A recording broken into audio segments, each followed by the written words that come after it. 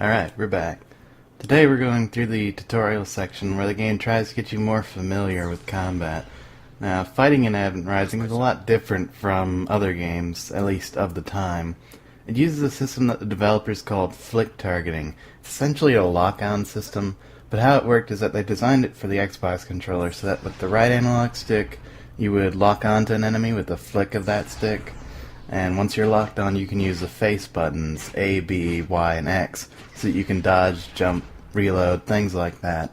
It actually works fairly well, and fighting in Advent Rising is one of the best parts and most fun parts of the entire game. The Xbox version has some bugs that I'll probably be showing off sometime, but for now let's just get through this tutorial. Captain Wyeth? Your brother isn't in the briefing room yet, and I was told to give you a quick refresher on sidearms use. I've already been trained. You've been trained in hand-to-hand combat too, but it looks like you forgot. A lot. Now we're gonna do some basic sight coordination training. I know, it's basic stuff, but I gotta check you off on a remedial test before we can move on to anything dangerous. Or fun. Okay, Captain.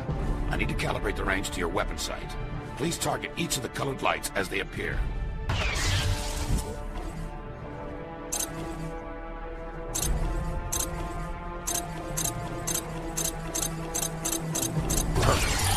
As the colored lights appear, Captain, I'm going to need you to fire at the corresponding enemy hologram. You see the red light? You fire at the red guy? Yada, yada, yada. You can't figure this one out. You'll be required to wear a helmet at dinner.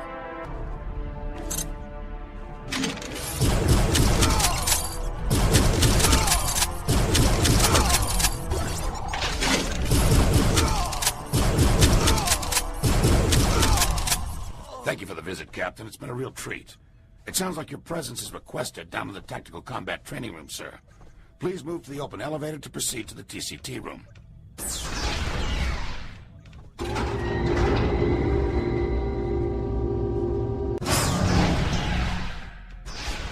Welcome to the Lurium Sky Station Holographic Tactical Combat Training Room. Here you'll be confronted with enemy combatant sims, sequenced along urban combat protocol vectors. They'll be using live ammo, Captain, so please take the time to familiarize yourself with the medical stations located around the arena. They'll provide you with a burst of Type 4 nanomeds, thus saving us the costly waste of resuscitation or funeral expenses. Please proceed through either of the apertures and arm yourself with the provided weapons to begin your training.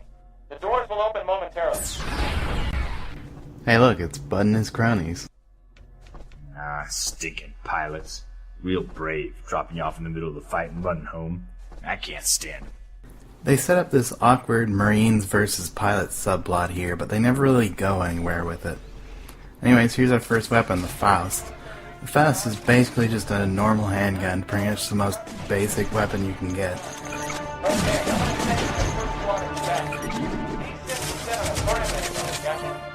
find out how you got your rank. Your big brother showed up here. Alright, so I'm just going to run through almost all the moves Gideon has right now. This here is a dodge. He can do it in basically any direction. When you see him twirling his guns, that's him reloading, rather stylishly. He can crouch, roll, and wall jump, and as we get further and further into the game, he'll learn more and more moves as he levels up. And of course, we can melee as we were doing earlier. This room also has a set of weapons around, so instead of using the Faust on this guy, let's use the XJ9, a machine gun.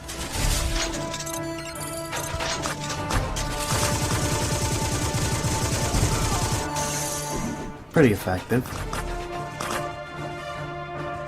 We could run up to that guy, or we could activate this gravastat here and float up to him. You'll see those around the station pretty frequently. I'm sending in another group of digital bad guys with a higher tactical setting. You've got an audience, Captain. They're itching to go head-to-head with you.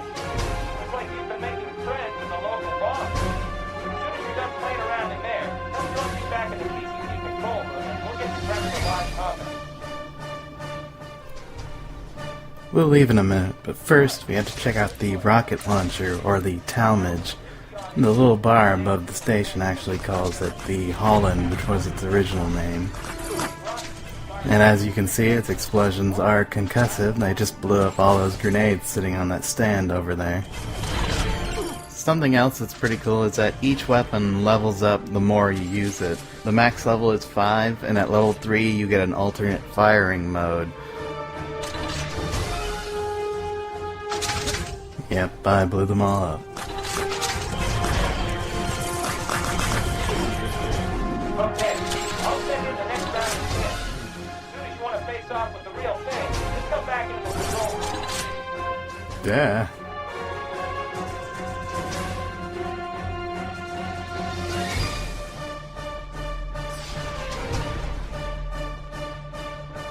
Okay, now that you're done playing with toys, let's get down to business. Looks like Bud and his squad swapped practice sessions with the next group scheduled to be in here. Just to play with you. What an honor. This will be a live combat exercise. Your weapons will be replaced with synaptic stun pistols on a lower setting. But there is still a chance of injury in this scenario. So please use caution and restraint. But also be aware that you'll be sorely mocked for anything less than victory. Hey, little brother. The other team is now set up, Captain Wyatt. And if I'm not mistaken, your esteemed brother just entered. Welcome, sir. It's an honor just to have you here. Will you be joining your brother... the captain for the next round? Yeah. Very well, sir. Please, arm yourself with a stunner and enter the arena. This fight is even easier than the one against the holograms because you can basically let Ethan take care of all the Marines for you.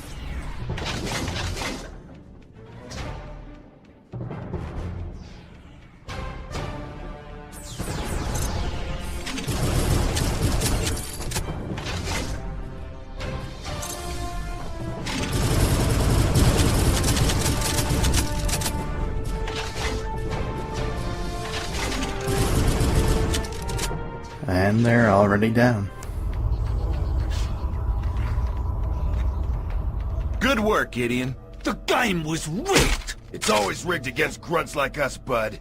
Get used to it. Maybe there's a reason I'm an officer and you're not.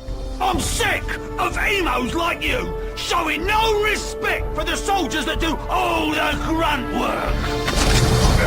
Hey, lose the pistol! This isn't the time, bud. Well, it looks like we've got a situation here. We've got 2 guns and 1 guy who needs to go down. We can use a Faust to kill Bud, which is what Ethan wants, or we can use a stun gun to stun him. So we've got a decision to make, and I'll leave that up to you guys.